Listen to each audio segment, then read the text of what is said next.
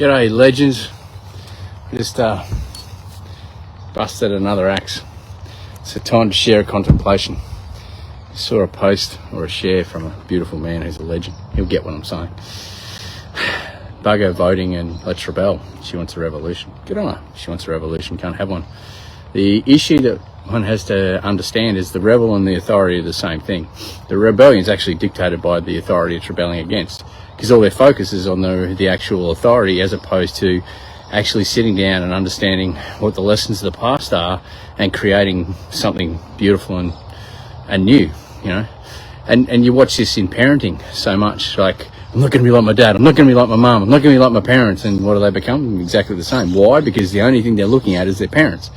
And so the only thing their focus and their attention actually creates is what they've seen in the past. And I'm witnessing this up with all my work up in the Kimberley. It's like with the Aboriginal people up there, they've seen crap, like absolute crap, as particularly male role models, but not just male role models, women, like female role models as well. So in other words, role models. Like, I saw a disciplining ceremony the other day. The parents should be there because, like, seriously, there's weapons involved. There's boomerangs, there's spears and shit.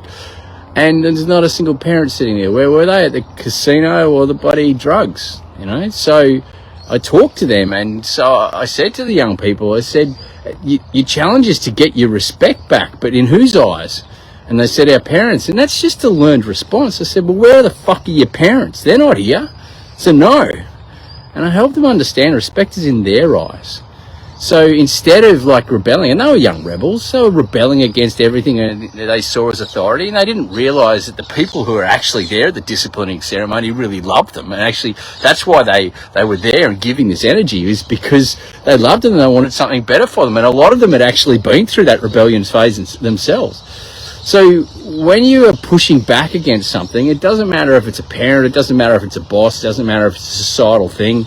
You know, there's a lot of talk within a lot of different movements in Australia at the moment. You know, we need to create something sovereign and fresh and everything. I agree with fresh. And if you understand sovereign, you deeply understand that and say, in all probability, yes. But what I find in most of these movements is this incessant fight. And that's because anger is there. Anger's an awesome emotion, but we in Australian society, in West actually, have fucked up big time, in my humble opinion, because of the way we don't understand emotion, and therefore we don't understand anger. Anger's calling to change. It's fueling us. It's an adrenaline-based emotion, so it pumps adrenaline and energy into the system. It's an activating emotion. The other thing to remember is it's defensive as well. So it can flare up in defense of what's actually the pain, the wound that's going on inside. And so much I see that in people. I challenged both my daughters when they were young. I said, listen, your mum and I are not going to wear a mask because we understand what masks are about. You don't wear a mask for any more than 20 minutes, otherwise you taking too much carbon monoxide. Any nurse would know this before the pandemic of lack of critical thinking. And so we had this chat, and I said, but you can't not wear a mask because your mum and I don't. That's not how it goes. You've got to do your own research. You've got to come to a place within yourself. You make a choice, a personal choice, and then you move from that space. And so both of them went away, and I talked to them about rebellions, and I said, you actually have to rebel against your mum and I. And the whole purpose is, if you don't rebel, you don't find out who you really are. You don't sift through the mud and work out that's mums, that's dads, that's grannies, that's all this other societal crap. That's not me. So you've got to rebel, but there's a place where you need to transcend it.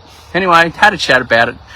One child gets it fairly quickly. The other child's 6 months in the rebellion. And I'm driving north with this particular one, and I turned to her and said, how's rebellion going 6 months into the whole rebellion?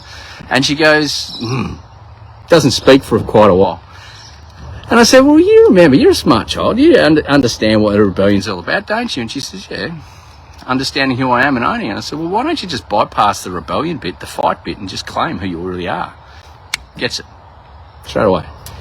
So a big concept that so many adults can't get, quite often, young people understand it far better than we do because they don't pollute their mind with so much complication, etc. It's quite simple. Let's just go back to first principles. Start from love. Heal the wound and then create from the lesson. Do not create in the wound. If you create in the wound, you're using that energy for creation, and that's as far as you'll ever get. A person can only ever help a person heal to the level they've healed themselves. My father gifted me so much, but if he didn't die, I never would have recovered from post-traumatic stress disorder. Get that. Love you long time. Trust you got something for him. Big love.